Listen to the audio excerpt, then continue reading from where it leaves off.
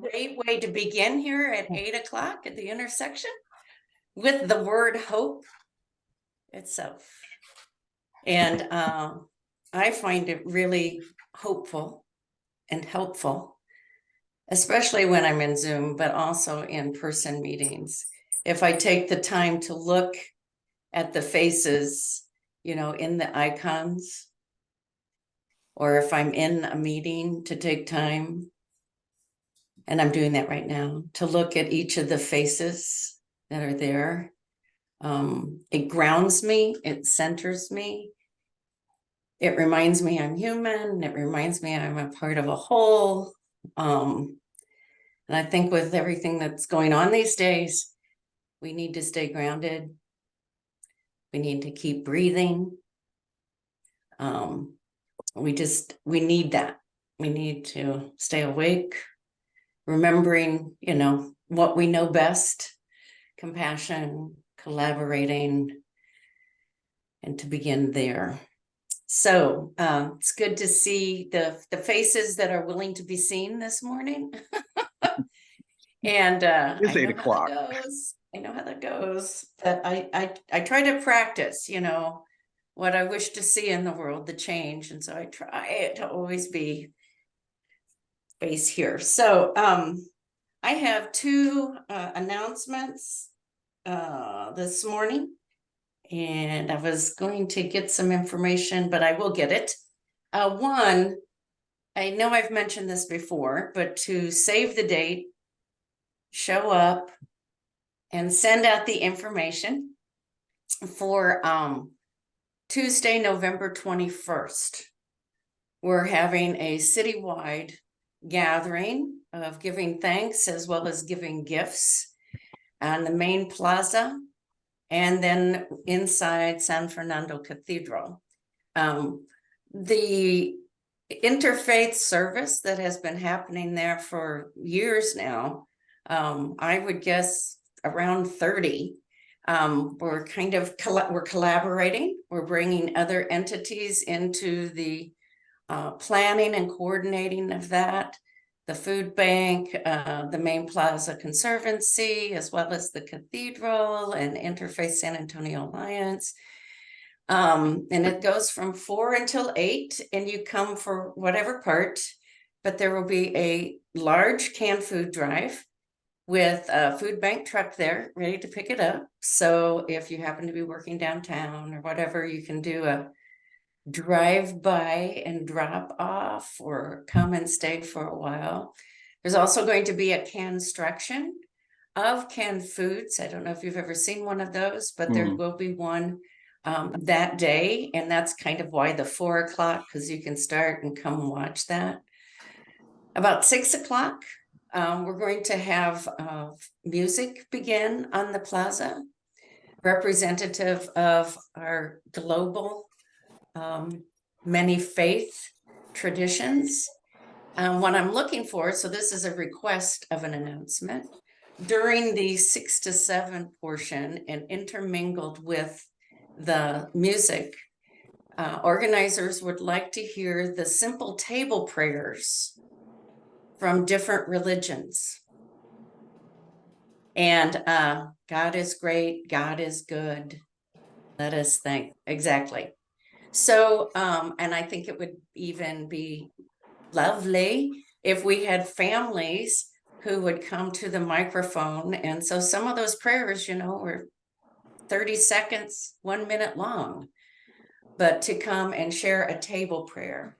The theme for the event is Mesa de la Gente, the table of the people. And so to have those prayers come forth from a family, from whatever the faith and religious tradition, that would be so good. So if you and others might be willing to do that, or if you would go ahead and maybe ask a family that that would represent your tradition, just let me know, and I'll put my email, but you all know it. I'll put it in chat, and we'll just start scheduling those. I'm sorry. Oh, somebody coughed or sneezed. Parking downtown on Tuesday nights is free. And so it's on a Tuesday night. So those who come there's no cost for parking. Anyway, the music and table prayers intermingled is from 6 to 7. And a little before 7, everyone will be invited to go into the cathedral where other exciting music will be happening, as well as prayers of thanksgiving and from all the different traditions that we can get there. So mark your calendar, but if you're willing to give a table prayer, that would be great. The other thing, an urgent action alert went out on our auto texting system. How many people got that? Raise your hand. Perhaps you don't even know about it. And so it's free to join and free to opt out. And when there are human needs in our city, as in we're looking into a cold front. So the one that went out yesterday was about warm clothing, undergarments, all sizes, all new. Coats could be gently worn, but must be cleaned. Coats, all sizes, new, gently used, and cleaned. So if you're not on that, I will also put that in chat. All you need to do right now is text compassion to a specific number. The number is the part I have to go look up, but I'll put that into chat. So I'm going to quit. That was enough for this morning at 8:07, because I want to turn this over to my friend Rob Mueller from Divine Redeemer Presbyterian, and he's been working hard in terms of leadership and connecting dots about violence in our community, and specifically around gun violence, but it's also broader than that. So Rob, you're here. Let's do this. All right. Hi, everybody. I'm gonna disappear and put a slideshow on and then kind of walk through that as a way of talking about this in just a minute. But excuse me. I want to give you a little bit about me very quickly. I grew up with guns. I grew up in a household that had guns and used guns. I hunted, I shot for fun. My dad gave me my first gun when I was a teenager and said, the right to have this gun comes with a very big responsibility. And he helped me learn how to balance those two pieces. And what I have felt is that in this state, we have accentuated and elevated the right, and we have utterly diminished the responsibilities around weapons. And we're seeing the consequences of that in our communities all across the country, especially here in Texas.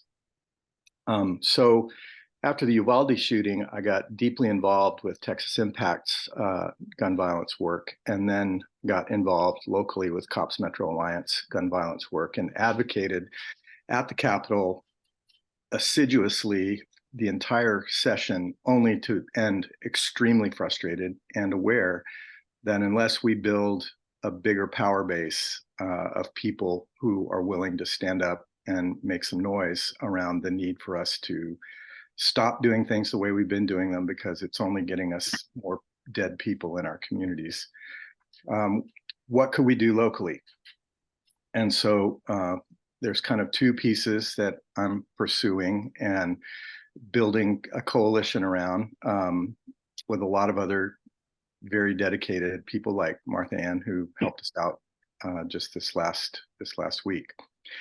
One piece is with Cops Metro Alliance. We are pursuing a strategy of asking the city and the county to provide the money to purchase and distribute handgun safes that can be locked in the house or locked in your car, because one of the great sources of handguns on the street right now is handguns being stolen out of vehicles. It's one of the big issues that both the police chief and the sheriff have raised. So we are advocating and are going to be having a major event on November 8th at St. Margaret Mary Catholic Church with Cops Metro Alliance to advocate about that. The other piece is a piece that's being spearheaded by Texas Impact, but which Cops Metro is collaborating on. And that's something that we're calling Vidas Robadas, or Stolen Lives.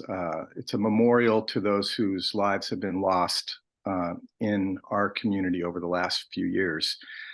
And it's something that institutions can do. We're particularly targeting churches to do it because we really want to mobilize the faith community, which has been largely silent in any organized way around gun violence in our state. So Vidas Robadas is a spin-off of an idea that came from an organization in Philadelphia and New Jersey called Heeding God's Call to End Gun Violence, where they developed the idea of making T-shirt memorials where each shirt represents one life lost, and putting those memorials up in churches around their community, and then holding press events to call attention to the cost of gun violence. I just want to share something briefly. We just had a visitor, house guest from Canada who was with us, and we were talking to him about this. And he said, how many lives were lost over the last, and basically 2,800 lives, about half of them through suicide and half of them through homicide, have been lost in Bexar County in the last 5 years. That breaks out to about 530 a year are lost to homicide and suicide in our community. So he just casually looked up the stats for Canada. That's just Bexar County, over 500 lives every year. In all of Canada, the last year they had the stats up, there were 230 people who died from gun violence. 230. And we had, in just Bexar County, 530. So we've got a problem. And there are a lot of Texans who have a lot of clarity about some very practical measures that could be used, that could be legislated to help with that. But there's not the political will to get those things across the finish line. So Vidas Robadas is a way for us to try and elevate and energize the folks, the 70% or so of Texans who think these laws would be a good idea, and to try and build the power that's necessary for the 2025 legislative session to get some things across the finish line this next time. So what is Vidas Robadas? Now I'm going to go ahead and put my slideshow on now. Whoops, I need to hit share.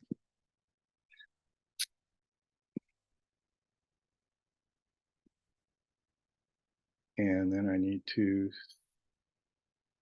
get it going. Play from start. All right, can you all see that now? Okay.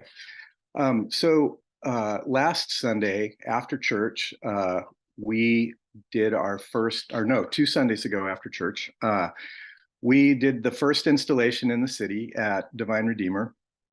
And we made about 300 shirts, and we have 208 of them displayed on our campus, and we have extras to be able to share with others if you like. Essentially, we have colored T-shirts, which represent people killed by homicide, and on each of those T-shirts, we write the name, the age at death, and the date in the coroner's record for that particular death. On white shirts, we simply write Otra vida robada, or another stolen life, and the year, and then we put the suicide hotline number, because all of the white shirts represent deaths by suicide, and it gives us a chance to also advertise the new suicide hotline, which is such a good thing for our community and for our country. So this is these are some pictures of us. This is you can hang the shirts in a variety of ways on your campus. We can help you make little T posts like this. Basically, it's a piece of rebar pounded into the ground, and then a PVC T placed on top of the rebar, and then the shirts are added to that. These are our folks having lunch and making T-shirts. We had about 30 folks from my 100-member congregation working for about an hour and a half, and we made over 300 shirts in that time. So it doesn't take an enormous amount of time. or an enormous amount of people. You can do it pretty quickly. And then we have them displayed along the side of our church. And then along with the display, that's another piece of it. And then along with the display, we have signs like this. There's this sign that says there were, and that should be 2,700, not 27,000. I just noticed that, but that's a problem. And then this one explains that every colored shirt represents a life taken by homicide, and the white shirts represent a life taken by suicide, and that we're done. Enough is enough. We need to find a way to something better. This week, and these are some events that are related to that, but I'm gonna come back to that slide. Oh shoot, Martha Ann, where's your stuff? I had it up and I don't know what happened to it now. Maybe Martha Ann can share her pictures in a minute. Oh, I know where it is now. I'll have to go get it. I'll pull it up in a minute if you want me to. Thanks. I think I can still find it, but I want to leave y'all some dates that are important around gun violence that are coming up right now. November 5th at MacArthur Park Lutheran Church, there's going to be a gun violence panel conversation between 3 and 5. We have Erica Holler-Stevenson from Metro Health is going to be talking. I'm going to be sharing. We have somebody from NAMI talking about mental health and gun violence. And then we have a person from Moms Demand Action also going to be sharing. So it'll be a chance to hear about a variety of different organizations and their angle and their initiatives around gun violence at MacArthur Park Lutheran. The big event, all of these shirts that are going up, we have now close to 2,000 of the 2,800 that we are trying to create already distributed to congregations that are going to be working on them in the next few weeks. So we're hoping to have very close to that 2,800 mark made by November 18th. All those shirts, hopefully, are going to make it to St. Michael's Catholic Parish on the morning of November 18th for a press conference after where individuals from congregations who have had installations are going to share their gun violence stories, their personal stories, some of them, and we're going to talk about why this memorial is important and why we are doing it. And then we're going to march all of those shirts down to the Alamo Dome, which is about 6 blocks away.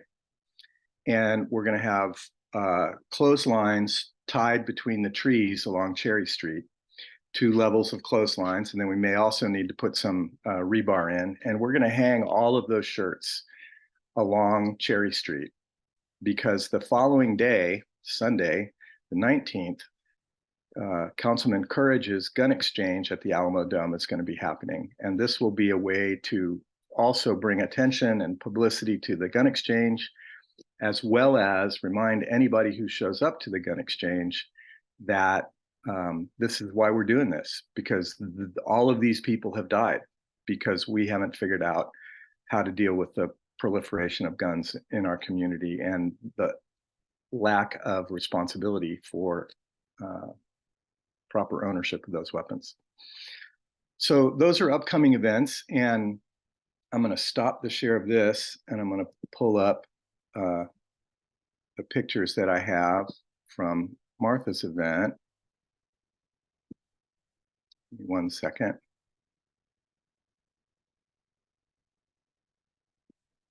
One student did an eye crying, and then on the back of the shirt, lots of tears. Yeah, I'm going to show that one too. So this was stage 1. Let me share this with you.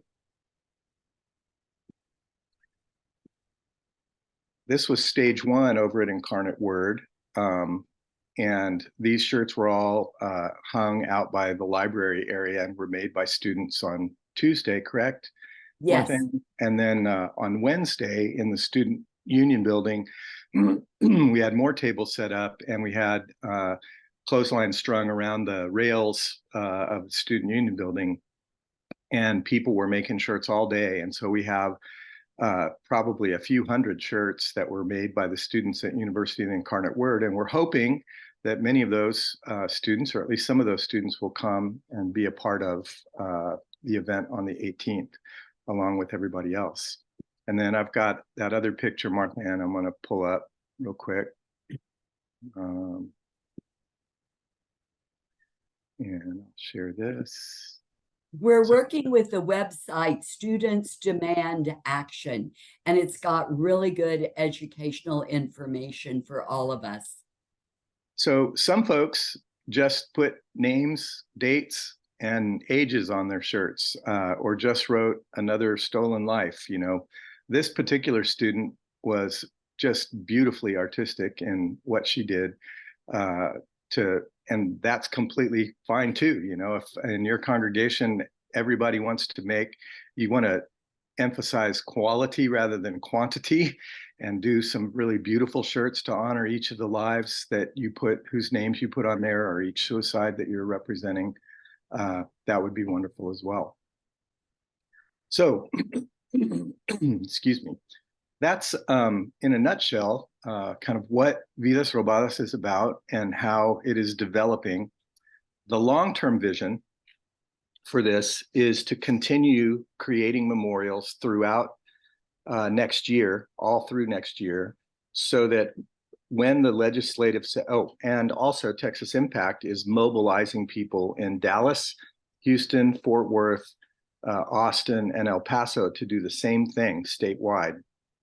And then prior to the next legislative session, in a way similar to how the AIDS quilts descended upon Washington, D.C. a few decades ago to convince our national legislators that they needed to do more about the AIDS pandemic, we hope to bring all of the shirts from all over the state to the Capitol grounds and blanket the Capitol grounds with them to demonstrate visibly, gut-wrenchingly, how many lives we've been losing in this state because we haven't been able to find the courage to elevate responsible gun ownership along with and beside the right to own a gun. So that is my little spiel for this morning, and would be happy to answer any questions that anybody's got.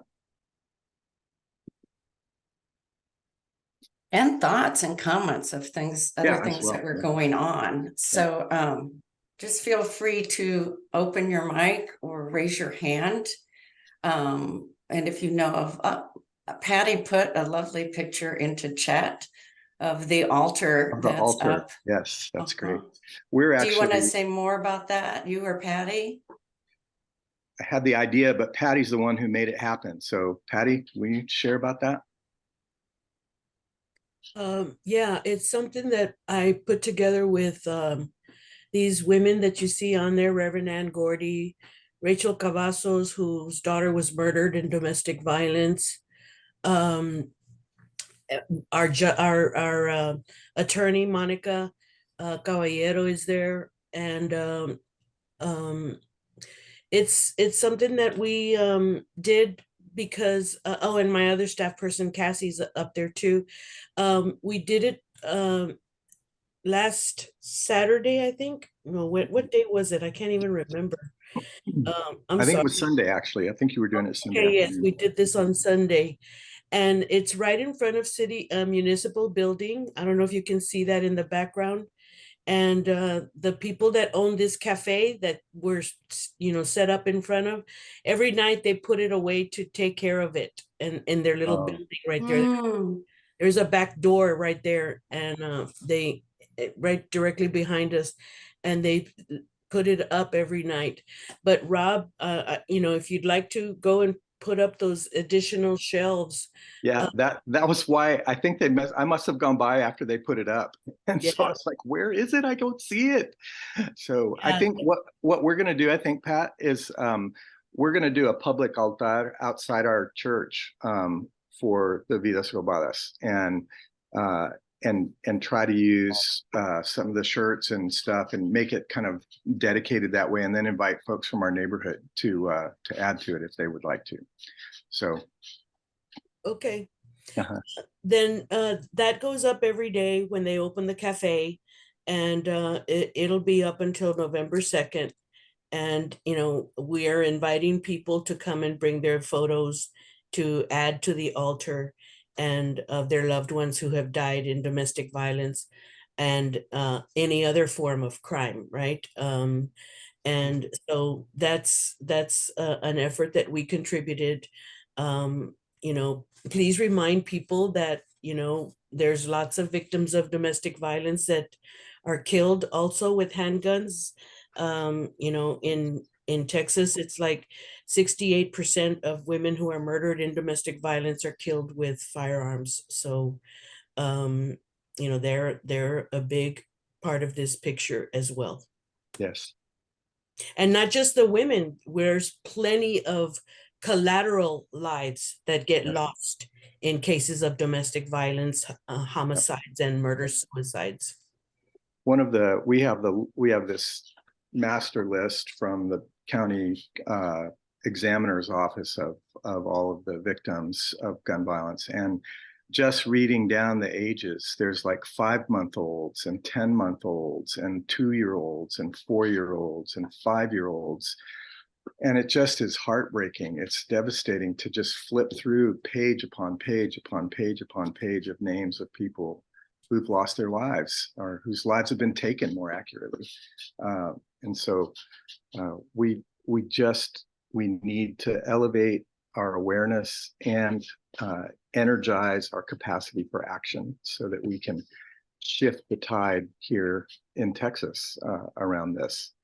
Now, New Jersey and Philadelphia, where the Heeding God's Call initiated this kind of memorial, they managed through the engagement of the faith communities in New Jersey in particular, and they're working in Philly and Pennsylvania right now. They were able to get many gun laws across the finish line thanks to the additional pressure that faith communities were bringing into that conversation and at the state level. And that's exactly what we're hoping can happen through this across the state over the course of this next year. So if your congregation or your faith community is not able to jump on board immediately to do anything before the 18th, when we do the big thing at the Alamo Dome, that's okay, because we want to continue to do this over the course of the entire year. So we would love to line up with you a way to do that.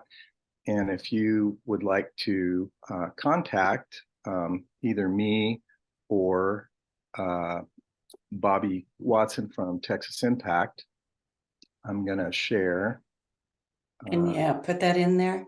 Yeah, just give me one sec. I got to pull that. While you're doing that, Rob, can you stay with us just a little bit Yeah, more? I'm not leaving anywhere. Okay. I'm taking a pause while he's doing that. And I see that Arthur has his hand up, so we'll go there next. But if you need to go because of your schedule, thank you for being with us this morning. Next week at the intersection, we're going to open up the conversation about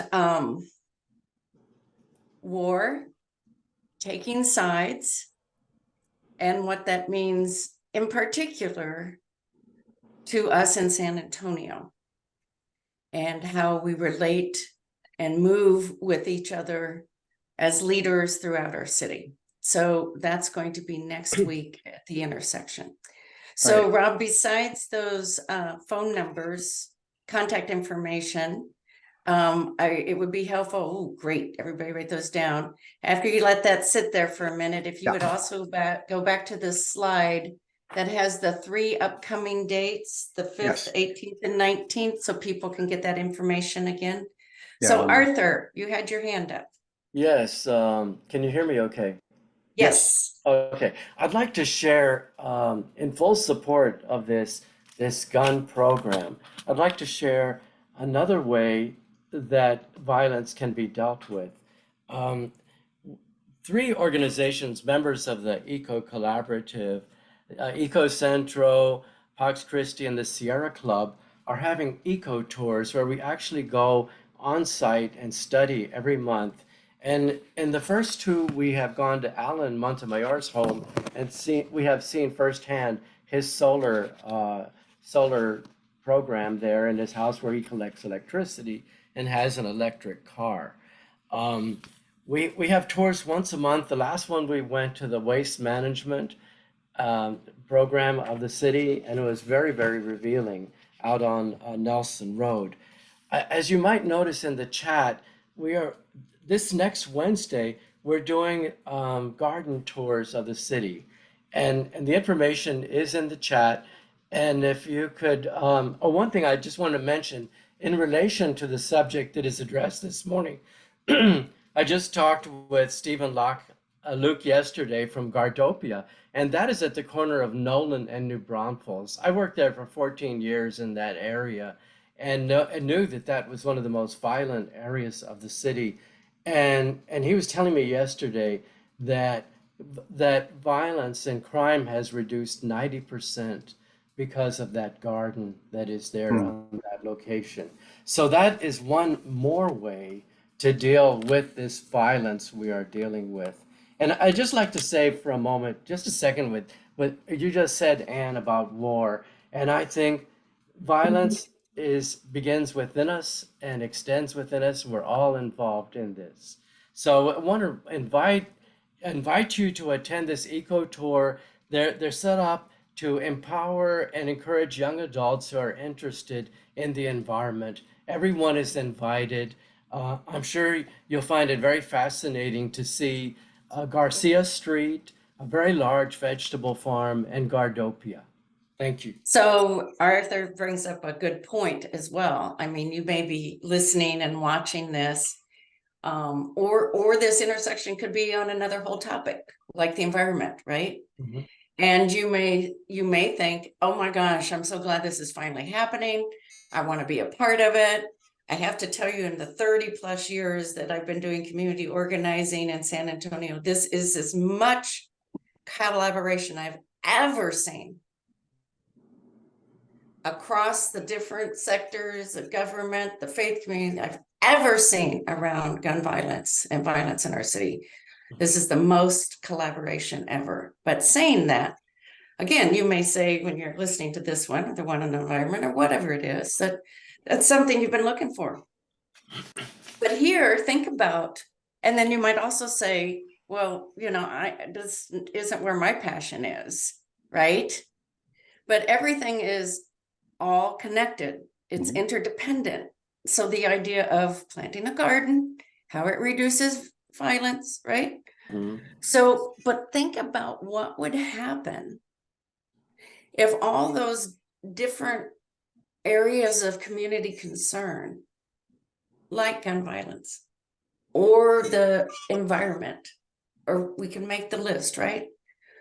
What if we were able to harness and nurture and garner as much collaboration on each of those, like what is now happening around gun violence? What would happen to us as a city and a people? And that we also then stay connected, even if, my passion is getting the community involved, specifically the faith community, that all have the foundation based on the ethic of reciprocity to treat others the way we wish to be treated and to not treat others in ways we do not wish to be treated. That's my passion. And I know it connects with everything. So if we were all able to connect to that kind of thing in us, co-labor together across the community and stay connected, stay intersected, who could we be? What would happen? And we have examples of that. I mean, I think about Bridges to Care through NAMI. That's exactly what it is. It's a larger collaborative community that's come together and is working across the different pieces and everything in terms of mental health. It's very intentional, and that's how Bridges to Care and forming those cohorts geographically of congregations. That's very intentional. Leveraging smarts, collaboration And so we started with hope. I get so much hope out of collaborations. My arms and the hair on my arms is standing up. Peter, your hand is up. Yes, thank you, Anne. So well put. I wholeheartedly agree with those comments, and more than a question, but just really an encouragement to Rob, Pastor Rob. The work you're doing is great. I had the opportunity to be at the Safety and Security Symposium that at headquarters last month or earlier this month, and just really appreciated your input at that event. And of course, what you're doing in this effort and working through the memorial.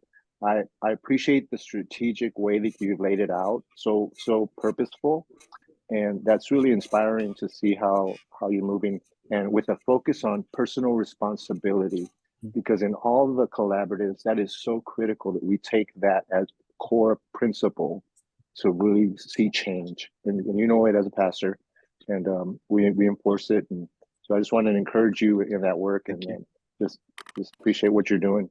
Appreciate that encouragement. Thank you so much. And ditto back at you, Peter. You're doing the same thing. Mm-hmm. You're doing the same thing in your community. Thank you. I put our emails in the chat. Somebody asked for that again, so I just, in case anybody needs that. Any other thoughts or comments? Rob, I don't know if you put into chat, but I did ask, do we have a time for that press conference? It's going to be in the morning, but we haven't defined the time yet. Okay. So, but we have to do it in the morning because they have like 3 football games at the Alamo on that Saturday. Well, the And morning so, is the best time in terms of press. yeah. So we want to get there. We want to do it fairly early in the morning and then march over and get them all lined up so that, I mean, again, all those people who come for football games are going to see them. That'll be a good thing. So. Press conference somewhere between 9 and 10 a.m. Yeah, probably. That's your window, sweet one. Yep. I All would right. like to share that I was very impressed by the percentage that Arthur shared about the decrease in violence in that neighborhood due to those gardens. I'm like amazed. That blew me away. I'm like, wait a minute. I would love to hear more about that and see how we can strengthen that area in our eco SA collaboration with Judy. We were talking about that yesterday, as a matter of fact, but I didn't hear about the 90%. Wow, that is amazing if that could be done in other neighborhoods. Yeah. Right. Well, 90%. and if you look at the website, healingsatx.org, it gives all sorts of ways where we can gather together as people, which is exactly how we heal as a people, by gathering together, by working together. And so I can look back historically and think of some of the work, say like with gang violence, and where terms like taking back our streets, you know, what happens when we're living in fear? That's when we go back, you know, into our homes and we start to isolate, you know, we get like that. I mean, we can march through our streets, and we can do that. It's a good thing to take back our streets, but there are also very creative ways. And one that comes to mind, and it's on that healingsatx.org, are like Porch Fest, where there's music on porches all up and down the street on a Saturday. And so people may come from all over the city. But what happens is that, you know, people are inhabiting the streets in a different way. And they go from one porch to the next, and they either hear, you know, music on Santana radio that I like to listen to, or there might be a Rob Mueller sitting on his porch with his guitar and, you know, singing some tunes and inviting you to sing along. That's one way, like planting gardens, that increases community and decreases violence. Yep. And can be fun. There's so much that we can be doing creatively. And we just need to reactivate our imaginations. It's there, but we've also come to kind of a point where we think there's only one way or certain ways to address, you know, these really, Big issues. yes, you know, like, yeah, it, you know, that fight, flight, or do nothing. Well, there's another option, and it's called imagination. It's called engagement. You know, you do something else, and it's usually pretty human. Sing together, eat together, write names on t-shirts together, plant trees together, make a garden together. Should we make a list? I mean, the list is endless. A tamalada. Where I grew up, it was quilting and barn raising, and I can just go on forever. And so much more fun and colorful. I just had an idea, and I wanted to chat with Stop that, Rob. No ideas. Sonia and Arthur. My computer keeps dinging. It's my birthday today, and so everybody is sending me the birthday messages, and so I apologize for all the dings, but that's what's happening. But one of the things, the weapons that are going to be collected during this gun exchange are going to be destroyed, and one of the ways they can be destroyed is to be ground up into raw chunks of metal that can then be melted down and remolded into something else, like garden tools. But we need to find somebody who knows how to do that. So I want to kind of toss a ball to the eco folks and see if you might know anybody who has the capacity to take metal that's been ground up of various kinds, because it'll be probably multiple different kinds, because guns come in different types of metal. But to turn that into, you know, maybe garden trowels or garden forks, or, you know, things like that that could be sold to help continue this, and also to stimulate and encourage gardening. I mean, what a contemporary thing of economic swords to development. plowshares. It would be a very contemporary swords to plowshares kind of thing. But I have friends who are metal artists, but they don't smelt. You know, they don't have the capacity to melt that metal down into a liquid form that could then be remolded somehow. So if anybody here knows anyone who can do that, please get a hold of me. That'd be great. I mean, put your email in the chat again. So I'm going to close out our last 2 minutes. And I'm going to invite everyone to open their mic. And you just discern about whether you're going to sing after me. But sing after me. Exactly what I sing, you sing back to me. Okay? You ready? Yes. Happy birthday to you. Happy birthday to you. Happy birthday to me. Happy birthday to me. Every day we are born. Every day we are born. Every day we are free. Every day we are free. Yay! So Happy thanks, birthday, everybody. Rob. Happy Being birthday, another Rob. October baby, but everybody got a birthday song today, right? Yep. Celebrated everybody's birthday. Yeah. So next week, a conversation on war, community, what that means for us here in San Antonio, compassion, the greater good. Y'all have great weekends. Thanks for being with us this morning at the intersection. We'll see you Bye, next everybody. Thursday. Bless. Thanks, Rob, You're Martha, welcome. everyone. Thank you so much. Thank you. Bye. Bye.